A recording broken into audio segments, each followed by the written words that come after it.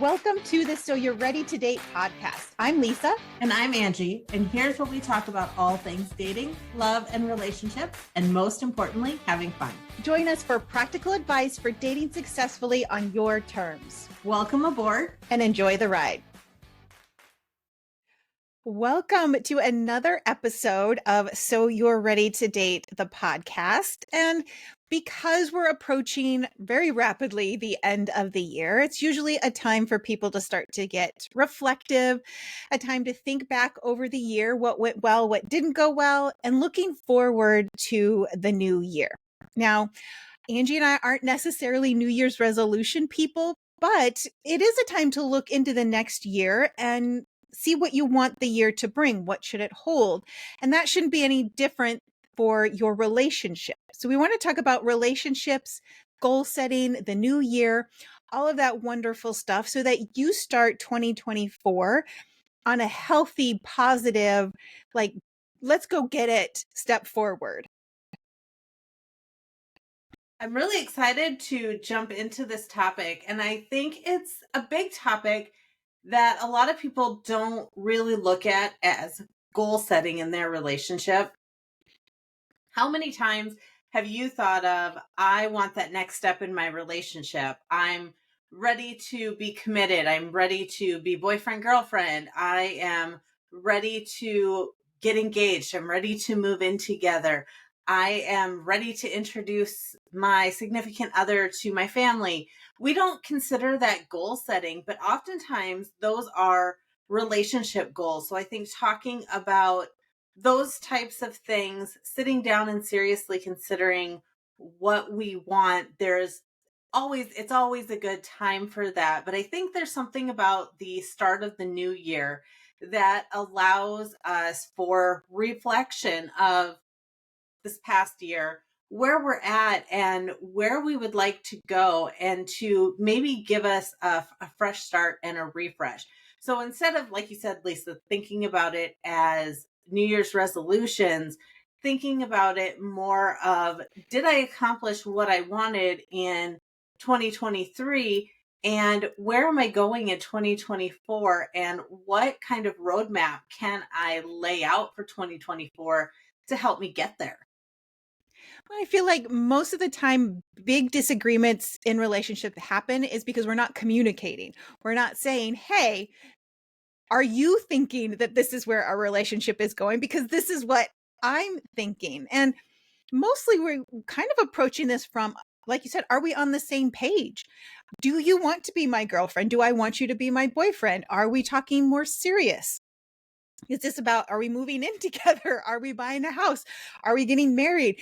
Yeah, those are big life goals. And I think those are things that are worth talking about. But sometimes we can go even smaller than that. It's like, who's going to be doing some more cooking, or who's going to be in charge of driving on the next road trip? I mean, you can set goals for any variety of things, but we just wanted to open up this conversation and have this discussion so that you can talk to your person and make sure that you're on the same page and that your relationship and that you are going in the same direction. Because it's something that I do personally and for my business, but now I have this other person I want to consider in my future. Is his thoughts about our future the same as mine? And so hoping to give you some framework and some guidance so that you both are heading into the new year on similar goals. And if you know that you're not, then maybe it's time to start looking at the breakup process if you feel like you can't do the goals in the way that works for both of you. And there's more to it even than that, though. I think we can go even a layer deeper, and you can have goals for your relationship that don't have anything to do with your partner. And maybe that is building trust in yourself so that you trust your partner. And maybe that starts with building trust in yourself. And maybe it's just communicating with your partner. Or maybe your goal is to be more open and honest with your partner. And in order to do that, you're working on something internal. Or maybe it's to open communications with your partner. And in order to do that, you require additional support from your partner and to be able to sit down and ask for that support. Or maybe there's some jealousy that you've been working through and understand that that's coming from a past relationship or a past trauma, and you're working on that. And maybe that's the goal that you're working on. So there are so many different ways that you can break this down. When we think about goals, we think about big milestones. And they don't have to be these big milestones of, I'm going to get married and plan a wedding. They can be these big milestones of, I'm going to trust myself in my decisions and my ability to pick a partner that's right for me. And I'm going to go through a process of healing for myself for that. And that's just as big, if not bigger, of a milestone than getting married. Or it could be as simple as, I'm going to put myself back out there and I'm going to start dating again. That is a relationship goal. You're bringing somebody else along for the ride. And whether that's on one date, 15 dates, whether that becomes a long-term thing, or you go on 50 first dates, it doesn't matter. It's still a relationship goal that you can set for yourself and work out a plan on how to do that. I feel it's like the curse of the SMART goals. Anybody who's ever been in a corporate situation, that every goal had to be SMART, specific and measurable. And I don't remember the rest of the acronym. I just remember it being a pain in my rear end every quarter. But like you said, yeah, it sometimes the best goals for our relationship are the ones where we do the work we need to show up as the best partner possible in the relationship. And it can be as simple as making that first phone call to start talking to a therapist or buying a journal or any of a million things. But those are all very good personal goals that can also have a really good positive effect on a relationship. I think one of the driving factors for wanting to put this topic out there for me personally was really wanting to help people understand that it's important to have and recognize goals and dreams and what you want for yourself in all areas of your life. And if you don't have goals and you're not striving for something, then you're living by default. And if you're not happy with the results that you're getting, and if you're listening to our podcast, we want you to be happy with the results that you're getting, but maybe you're not 100% happy with the results that you're getting. One of the things that needs to happen is that there needs to be some changes. And by setting those goals, by understanding, even sitting back and contemplating and understanding what it is that you want for yourself, by looking at what you don't want or what hasn't worked well in the past or what isn't working in your life, to understand what it is that you do want, I think is important in this process. It can take a weight off of your shoulders and can free up this space for you to start moving forward towards that, and to move forward with direction and purpose and take steps and take action so that you can achieve the outcomes that you're looking for and have more fulfilling relationships in your life. And all of that's going to take some preparation. It's going to require you to probably sit down personally and kind of think about, okay, what am I looking for? What do I want? This is a conversation, yes, you should have together, but there's work that you need to do before you show up, because not that you can't just show up and wing it and have a conversation, but I think if you want it to be productive and not drag on and not end up in a fight or tears or something, it's best to take some time to think about, okay, reflect on your year, look at what you want going forward, and then start to have as neutral a conversation as you can. We think of goals in a positive light, but sometimes it can be this maybe it comes off you're not doing enough, or you think, well, I think this should be your goal. Why are you not working towards that? So it really has to come from this place of, as a unit, we want to be better and not get defensive and not get in your own way and try to block a conversation that you need to have in order to help your relationship. Let's maybe talk about a couple of ways to do that. And one of the ways that I have been very successful in this process throughout the years has been to journal first. And whether that journaling is me writing to get out my feelings and to help me understand what it is that I want, or whether that is me journaling to even figure out how I'm going to approach a conversation with the other person in the relationship that I am approaching about this situation. I've always found that to be very helpful because as I'm reading back through that, I can identify where it may appear that I am placing blame on somebody else for me not achieving my goals, or placing blame for things not being the way that I want, even though that's not my intention. And I can reword it. It gives me an opportunity to think about the positioning of the statements that I am going to bring forward when I start a conversation. Yeah, that's a really good point. It's almost a chance to like go back and edit. We're like, okay, I'm writing all this down. I'm going to get all of this out.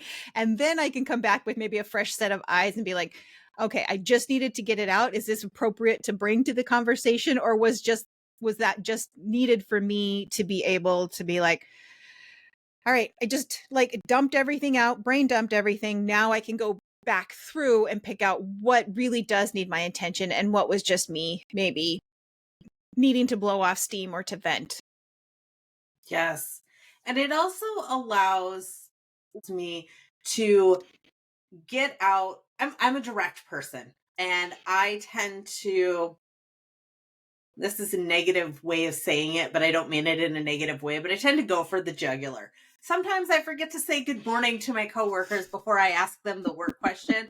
And then I go back and I say, oh, and good morning. How was your weekend? I hope you had a really great day. And then I build that relationship. And it's not because I don't care about my coworkers, because I do very much, or it's not because I don't care about the relationship, because I do very much. I am just very direct and focused, and I get on this one track mind. And for me, it is work, and it takes extra effort for that flowery fluffiness, and for me to put some of that other stuff in a conversation that doesn't have to do with what I am directly focused on at that moment.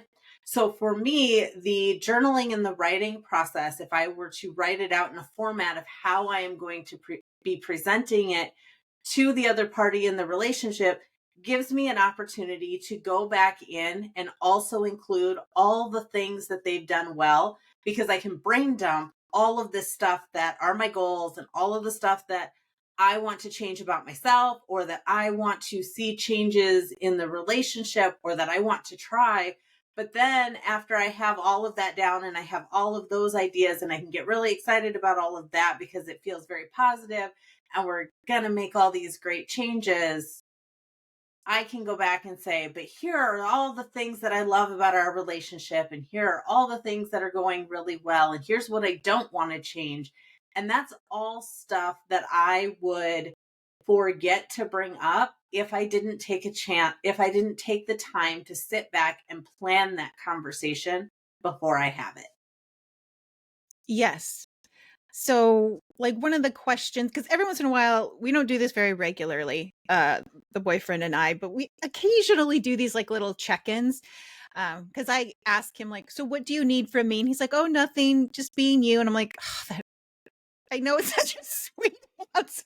And I should not be complaining. And I'm not trying to look for criticism, but yeah, I want to know where I could be doing things better, but I'll just still keep being awesome, whatever. No big deal. But kind of that reflection of, yeah, like you said, what am I thankful for? I think it can be a really good space to get into that. I'm grateful that this happened. I'm grateful that you do this for me. I'm thankful that this happened for us, or whatever it might be. That compliment sandwich, right? I'm like, I'm so grateful that you do this, or I'm so happy that you do that. I wish we could do kind of sneak in some of that other stuff, but reflecting back on, yeah, what went well, how do we keep that going in the future? Or how maybe we can apply the things that went well into the things that we want to improve coming into that next year. So being able to use that self-awareness and that reflection to be like, okay, I liked how these things went. How do we repeat this process for these next goals, this next phase of our relationship, so that we can have the success that we obviously had before? I like that. And focusing on the success that you've had before, focusing on what you want more of is also a really good way to attack some of those goals, because you are already receiving results in whatever that goal is. You're receiving results in that area. So, what do you already have in your life, and what are you already doing that is causing you to have positive results towards that goal that you have for yourself? And as you're doing that, sitting down and thinking about and contemplating, if you're not a journaler, just thinking about what's already contributing to the positive results that you're getting towards that goal, and thinking about how you can have more of that, and approaching a conversation with, I love that we do this. Can we have more of this? And asking for more of what is working is a really great way to provide a compliment, to tell somebody what is working, and to ask for what you need in that regard at the same time, which is a great way to bring up a conversation and open the door to positivity, and to having a positive conversation toward goal setting. Well, it can also be that first step in negotiating, right? It can be this, okay, I want more of this. Maybe they see that they don't want more of the same thing, but maybe for whatever reason, it's not going to be feasible in the way you want it in their schedule. So being like, okay, this is my first offer. What's your offer for how we can get closer to this goal, this connection, this ideal for me? And knowing where you can give a little bit. Maybe it's, not a date night every week, but it's every other week. Or maybe instead of a date night every week, you do a weekend away. So finding those places where you can start to find that common ground and come together and be collaborative in your goal setting, as opposed to, this is what I want, this is what I want, and finding just butting heads because nobody wants to be the one to settle or give in or whatever that might be. If you're asking for something where it feels like the other person may need to settle or give in, or you fear that that may be an outcome and that's holding you back from having a conversation, one of the ways that I personally approach that in my own life is to bring it up and do a check in. How are you feeling about our relationship? Where do you see our next step? Are you comfortable with where things are at? Where do you feel that we need some improvement? Where do you feel things are healthy? Asking for feedback and giving the other person the floor first, and letting them talk about how they're feeling and getting that out.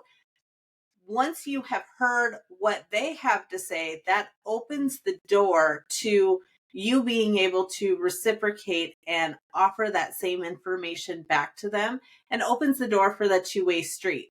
Now, that is something that I recommend when it is a situation where you have started a practice of doing that. And so, if you don't have a regular practice of doing that and don't really know where your partner is going to come from the first time that you ask that question, you may want to prepare yourself for a longer conversation, or to let that first check in really be focused on your partner and then be prepared to go back in and have that conversation again down the road, because there may be some underlying stuff that you're not aware of.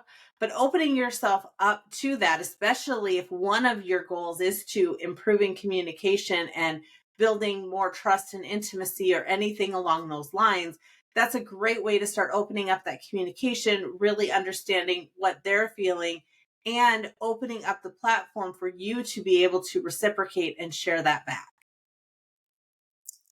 It's not as, 'cause like you said, it doesn't have to be one and done. There's this idea that I think, like when we talked about like scheduling dates or scheduling sex or anything like that, where you feel like you can only have this conversation once and then you have to be done. But maybe it is something that you approach a couple of times, where you have these conversations and then giving people space. Right. I'm a very much an internal processor. So we can have this conversation and then I'm going to need about 3 days for my brain to fully process everything that's happening. And then sometimes I can come back. There are different conversations I can, you respond to differently, but maybe it's a space of, okay, we're talking about it now. We're all going to need some time to go and process, and then we can come back and continue having these conversations. It's also about check-ins, right? Maybe this is showing that you aren't checking in as frequently as you would like. Maybe it means about one of our goals is, okay, every month or every quarter or whatever it is, we sit down and we really talk about what's going on. What do I need more of? What do I need less of? Checking in on your goals, my goals, our goals, so that we don't get to a point where you're halfway through the year and we're not doing anything because we thought the other one was going to do this thing, or we haven't checked in, or we've forgotten. That's happened to me before. I'm like, oh, that's right. That was a goal. Okay. So making it a priority that you're having these conversations more frequently, I think can only help you only help you kind of smooth out the bumps of having these conversations, because you'll know better what to expect. You'll know better how to talk to each other, and you can catch things before they get to be too big of an issue. Because sometimes that's a problem too. If you let them sit and you let them fester, then all of a sudden it's our Rolodex, right? It's the like, okay, it wasn't just the fact that you didn't put the toilet seat down. It's now the fact that you haven't done this whole laundry list of things. So making a regular check-in part of your goals so that you continue to stay on the same page, or maybe it's time to pivot, because that's always a really good option too. Sometimes the goals just stop fitting and you have to figure out, okay, this isn't for us anymore. What is for us?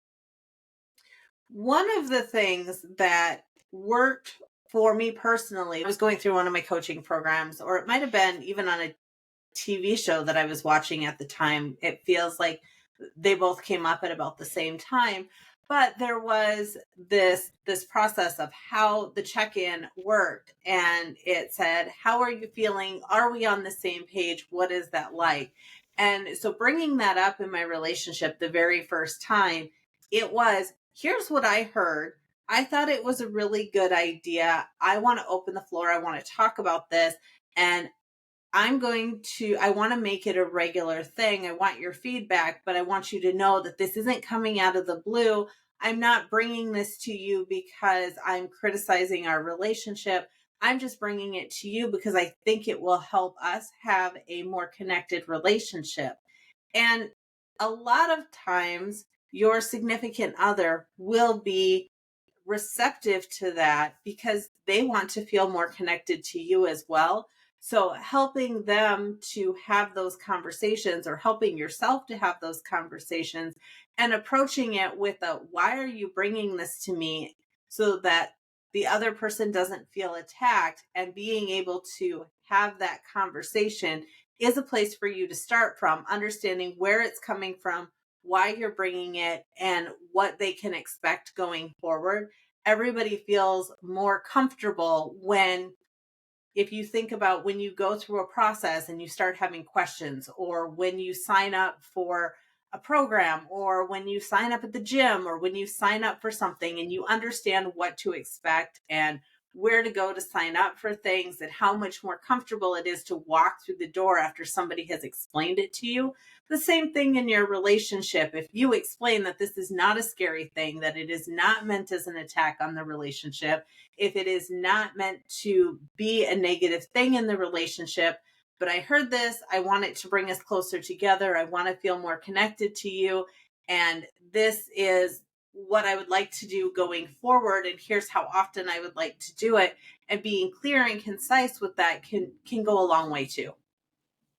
It's not about justifying. It's not about making them see reason. It's like sometimes I just need to explain what my thought process was.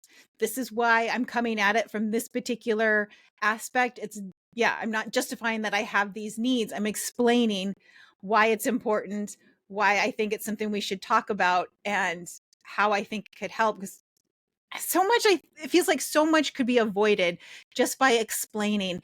It's not because I'm attacking you. It's like, this is just what I'm thinking. This is what's going through my head. This would make me feel better, safer, more secure. And because I've used this in my relationship, like, I need you to do this because this will make me feel relaxed. This will make me feel comfortable, safe, whatever your word might be. And for my very logical minded boyfriend, he needs to know sometimes like that why. I'm just like, I can do it. I just don't understand why it's a big deal. I'm like, this is why it's a big deal to me. I just need you to do this one thing. And then he does it and we're fine. So, and I would do the exact same for him. So it's kind of letting them into your thought process so that they can see, okay, now I'm getting where this is coming from. And hopefully, if it feels any sort of attack kind of a situation, it can uh de-escalate somebody feeling like they're being attacked where you're like, oh, okay, I get where and why this thought came into your head. And I have a really kind of a crazy story about something like that, but my boyfriend has a thing where he doesn't like to be separated from his stuff. And by stuff, I mean his vehicle or his luggage or his stuff when he is traveling or when he's doing things. It comes from some past trauma, some past stuff that happened to him, and he just doesn't like to be separated from his stuff. And so this past summer there was a large family event and there was partying going on, and I had agreed to give some rides and to make sure everybody got everywhere safely. And his vehicle wasn't big enough, so I drove somebody else's vehicle. Long story short, his vehicle got left someplace else, and we were back at the hotel without his vehicle, and he was asking about where's my vehicle, and my car was outside in the parking lot and his vehicle was not there, and it was 2 o'clock in the morning, and he looked at me and he's like, will you go get my vehicle? And everybody else was around and looking at him like, no, she's not going to go do that. And I grudgingly didn't say anything to him. I rolled my eyes and I said, give me your keys. And I went and I got his vehicle. And here is the reason for that. It didn't result in a fight. Everybody in the room said, I wouldn't have gone and done that. But I understood because we have open communication. We've had communication about that in the past and understood what he needed, why he needed it. And it was part of our relationship. So he doesn't ask for something like that very often. It was a situation where it calmed down his anxiety, made him feel better. And it was important to me in that moment to make sure that he was taken care of because that was healthy for our relationship. And without that communication, without that checking in and understanding where that was coming from, that could have very quickly and easily escalated into a fight for no reason, because it's not something that he would ask for on a regular basis. And it's something that I should have known, but it couldn't have been avoided in the way that it was. So sometimes being able to have those conversations can really bring you closer in such a way that it can avoid conflict in all sorts of unexpected situations as well. Yeah. because I just recently told him, because he used to be really good about sending me a good morning text, and he kind of fell out of that habit. So wasn't like he had to be the first one, because sometimes I would, but there were days would be like noon or 1 o'clock, and he'd be like, "Oh yeah, I got busy doing X, Y, or Z. I'm sorry." And so I told him, like, you don't have to text me throughout the day. That doesn't really, because we're both busy during the day. I don't care. But I need that first one in the morning, because for whatever reason, it calms my brain down. And I just need that check in the morning, that you were thinking of me, that I'm thinking of you. You can go about your day. I can go about my day, and then we're fine. And he has. And I'm like, that's all I need for you to make me feel secure right now. I just need that first check in, because then I'm not worried. I'm not checking my phone all the time. And trying not to do the overthinking thing. And he keeps telling me, stop overthinking. And I'm like, you might as well tell me not to breathe, because that just doesn't work. I wish it did, because I would bottle it. But sometimes it is just asking, like, I just need this one little thing. And then this is why I need it. So yeah, like you said, if you have that open communication and that understanding, and that, yeah, it may not make sense at 2 a.m, but I appreciate that. And if you care enough about that person, hopefully those little things are easy enough to do, so that both people feel seen and heard in the relationship. And while we're talking about that, again, drop us a line. Let us know what your relationship goals are. Let us know what you're setting for yourself, or if we can help you with how to approach the topic and talk to your significant other, or any other ways that we can support you in achieving the goals that you have set for yourself in the areas of your relationships in life. You can drop us a line at soyou'readytodate@gmail.com. Don't forget to hit that subscribe button, follow along, so that you are back next week with another great episode.